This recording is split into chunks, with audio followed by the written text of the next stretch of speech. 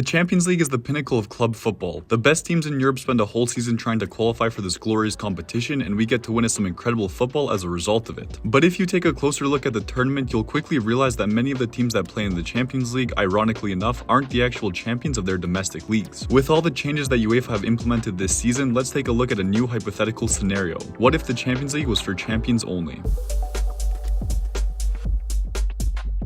The best way to analyze this scenario is to lay down some ground rules. Firstly, we're going to be using the old 32-team 8 groups of 4 format since it'll be easier to explain than the new league phase format. Secondly, UEFA has a ranking for all the association club coefficients by country, and these are the top 32 nations in that ranking. From these 32 countries, these are all the league winners from last season, and they will be the clubs that I'll be using for this example. Of these 32 clubs, 16 of them are playing in the Champions League, 10 of them are playing in the Europa League, 4 of them are in the Conference League, and 2 of them are not playing any European football this season. Now, if we arrange these 32 teams into 4 pots based on the ranking of the nation they come from, we get these 4 pots. Pot 1 includes all the heavy hitters from number 1 ranked England to number 8 Belgium. Pot 2 contains some familiar faces ranging from number 9 Czechia to number 16 Switzerland. Pot 3 contains some smaller clubs who have plenty of European experience from number 17 Poland to number 24 Hungary. And finally, pot 4 contains all the lesser known sides ranging from number 25 Romania to number 32 Iceland. After randomly assigning one team from each pot into groups A through H, this is the group stage draw result. Group A contains the English giants Manchester City, the Czech side Sparta Prague, the Polish champions in Jagiellonia Białystok, and Bulgarian minnows Ludogorets Razgrad. Group B contains some familiar faces with the Italian powerhouse Inter Milan, Turkish giants Galatasaray, the exciting Serbian side Red Star Belgrade, and Slovenian side NK Celje. Group C is one of the most lopsided of them all, with reigning champions Real Madrid, the Norwegian side Bodo Glimt, the Hungarian winners in Ferencváros, and the lowest ranked side of them all, Breiðablik from Iceland. Group D is certainly an interesting one, which is made up of German giants Bayer Leverkusen, the Danish champions in FC Midtjylland, Ukrainian regulars in Shakhtar Donetsk, and the other side that isn't playing European football this season, Irish side Shelburne. Group E is all over the place with French giants PSG, the Austrian victors in Sturm Graz, Israeli side Maccabi Tel Aviv, and the second worst side in this season's Champions League, Slovakia Slovan Bratislava.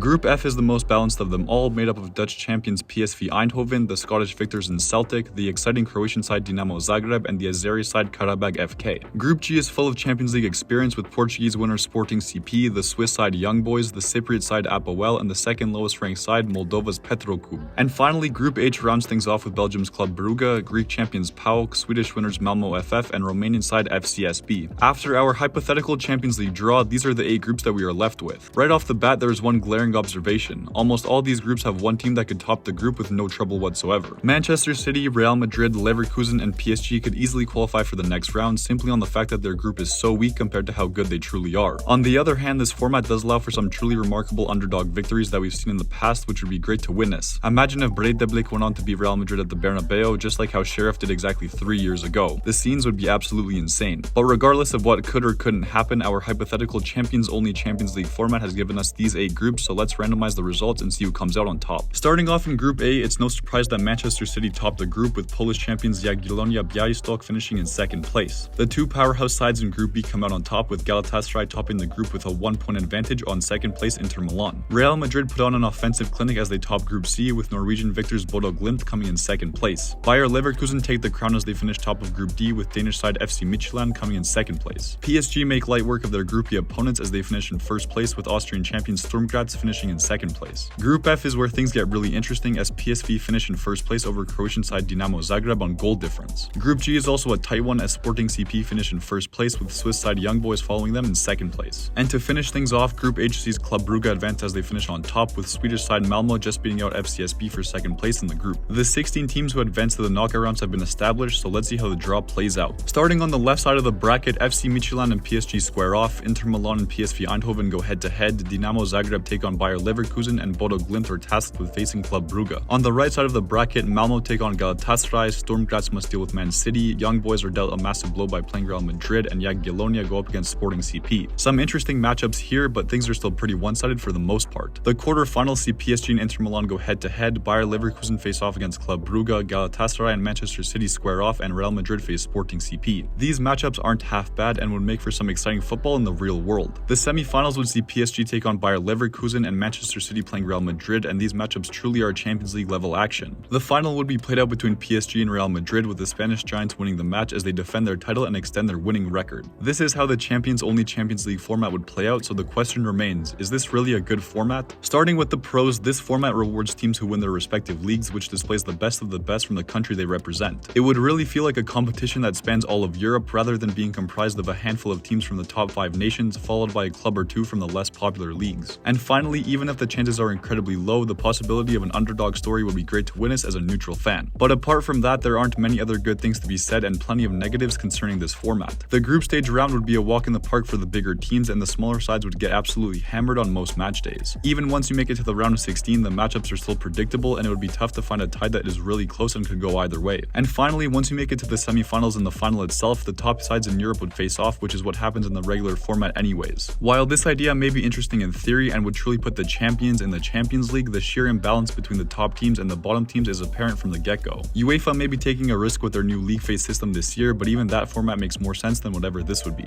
But what do you think of the champions-only Champions League format? What do you like about it? What do you hate about it? And do you think we could ever see a tournament like this in the future? Let me know your thoughts in the comments below. Make sure to leave a like and subscribe for more football content, tier lists, and everything in between. And as always, I'll catch you next time.